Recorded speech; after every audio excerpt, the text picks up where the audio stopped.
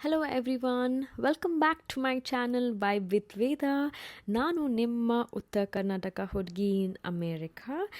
ಈಗ ಸ್ವಲ್ಪ ದಿನ ನಾವು ಇಂಡಿಯಾಗೆ ಬಂದಿದ್ದೀವಿ. ಹಾಗಾಗಿ ನಮಗೆ ಯುಗಾದಿ ಹಬ್ಬ ಸೆಲೆಬ್ರೇಟ್ ಮಾಡೋಕ್ಕೆ ಒಂದು ಒಳ್ಳೆ ಅಪಾರ್ಚುನಿಟಿ ಸಿಕ್ತು.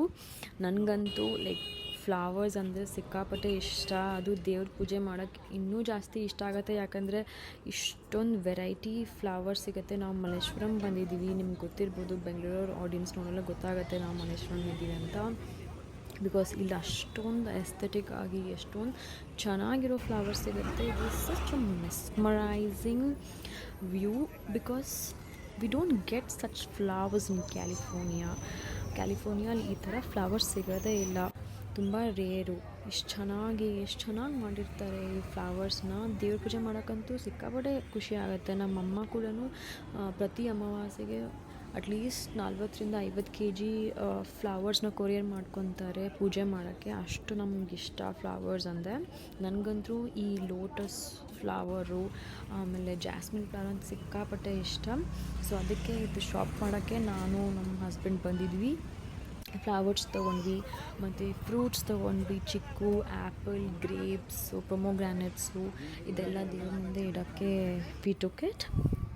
ಫ್ರೂಟ್ಸ್ ಆ್ಯಕ್ಚುಲಿ ಅಲ್ಲೂ ಚೆನ್ನಾಗಿ US ಅಲ್ಲೂ ಚೆನ್ನಾಗಿ ಸಿಗುತ್ತೆ. ಆಮೇಲೆ this is a small jasmine decoration ಅಜ್ಜಿ ಮಾಡಿದರು. ಸೊ ನಂಗೆ ತುಂಬ ಇಷ್ಟ ಆಯಿತು, ಅದಕ್ಕೆ ಇದನ್ನು ತೊಗೊಂಡೆ. ಸೊ ಇದು ನೆಕ್ಸ್ಟ್ ಡೇ ಮಾರ್ನಿಂಗ್. ಸೊ ಮಾವಿನಕಾಯಿ ಲೀಫ್ ತೋರಣ ಮಾಡೋಕ್ಕೆ ನಮ್ಮ ಹಸ್ಬೆಂಡ್ ಹೆಲ್ಪ್ ಮಾಡ್ತಾಯಿದ್ರು.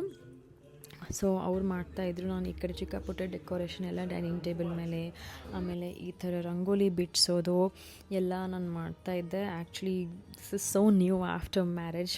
ಮನೇಲಿದ್ದಾಗ ಈ ಮದುವೆಗೆ ಮುಂಚೆ ಏನೂ ಮಾಡ್ತಿರ್ಲಿಲ್ಲ, ಬಟ್ ಈಗೆಲ್ಲ ಎಷ್ಟು ಇಷ್ಟ ಆಗುತ್ತೆ ಮಾಡೋಕ್ಕೆ. ಸೊ ಆಮೇಲೆ ಇದು ತೋರಣ ಎಲ್ಲ ಮಾಡಿದ್ವಿ. ಯಾವುದೇ ಫೆಸ್ಟಿವಲ್ ಬಂದು ತುಂಬ ದೊಡ್ಡದಾಗಿ ಮಾಡೋಕ್ಕೆ ಇಷ್ಟ.